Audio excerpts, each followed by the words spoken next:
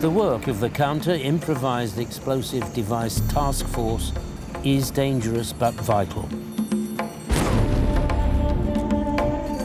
They seek out and destroy improvised bombs and landmines that might otherwise cause devastating loss of life.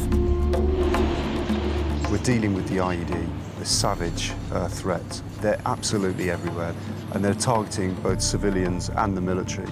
And that is our job. We're here to clear it up. On the amount of IEDs that they're laying, are you winning the battle, or is it sort of equal, even Stevens, as it were? If you were to look at the last few months, I would say yes, we've made a dent in the figures. The IED numbers, for the moment, are down. They must have bloody nerves of steel, these young men, to do what they're doing. Yes, it does take a lot of courage. Fine! What is amazing is that they're so necessary, because without them we'd be losing a lot more troops every day, presumably, if we didn't have them. Yeah, the Counter-IED Task Force are without a doubt lifesavers, whether it be, our own troops or, the local Afghans. Bloody marvellous job. The unit is also looking to the future. They're training the Afghan army in clearing IEDs to make sure their country is a safer place. The threat from improvised bombs has grown considerably in the past 12 months. In response, the counter-IED teams have doubled in number. What's the point of going over the wall? If we just chose the obvious place, like going through the front door, there could be booby traps there. So we've got to avoid that. So we use the elements of surprise and pick somewhere where we actually want to go over the wall. They won't know where we're coming from. Right, I understand.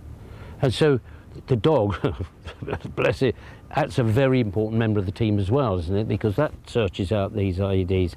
So when they hoist them up over their shoulder like that, the dog's obviously quite happy. It's just, they just train them to do that, do they? But he's not protesting much, so he's done this a few times in training. Do you feel that you are an extraordinary person, that you are extraordinary, you're different, you're braver than the next bloke? It's definitely dangerous, we all know that. But I don't think any one of us sees us any braver than the next guy. So we just see it as our job to do this, so that's what we do. Every one of these is a villain. Okay? Cool, bloody getting into this thing. Now, where's that bloody producer? Well, he's not bad, is it? What, you spend your day like this, driving around the countryside? It's a walk in the park. What is the point of employing helicopters then, Steve? Right, in theatre we've got a high readiness force, which is a rapid response that gives us the capability to deploy a high threat IED team with its search assets and a search dog anywhere in theatre within minutes. Ah.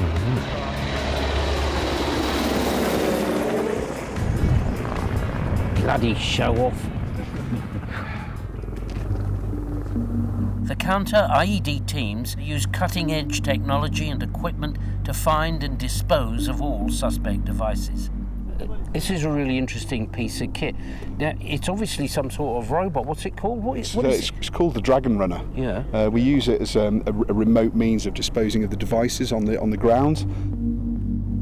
What it does, it's got a little gripper on the front, front of the boom. Which is holding what? Yeah, it's got a donor charging, which basically is a big load of explosives, which are placed to the Dragon Runner. Delivers it up to the device in the ground, up to the main charge. Puts it on as close to without touching. What it's doing really is keeping a man or the men at a safe distance from this device, the explosive device.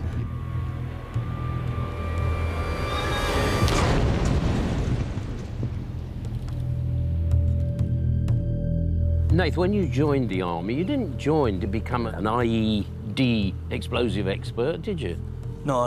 My mum wanted me to join something not so dangerous, so she wouldn't let me join the infantry. So I joined the engineers to get a trade out of it. Yeah.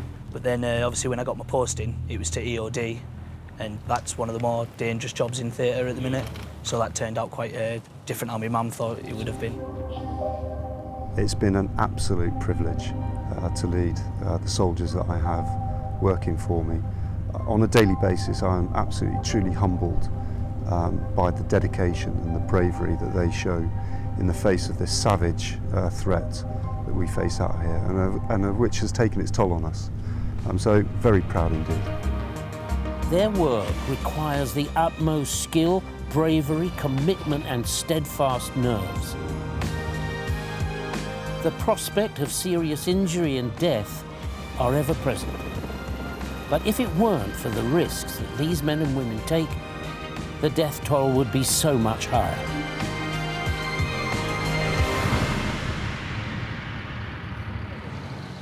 So the reason why I'm here halfway across the world in Afghanistan is to present this special recognition award to the CIED task force. So I'd like to call in the representatives, which is Ian and Nathan. Now, Ian and Nathan, I want you on behalf of the whole task team to accept this special recognition award from the Pride of Britain to recognise your bravery and your dedication.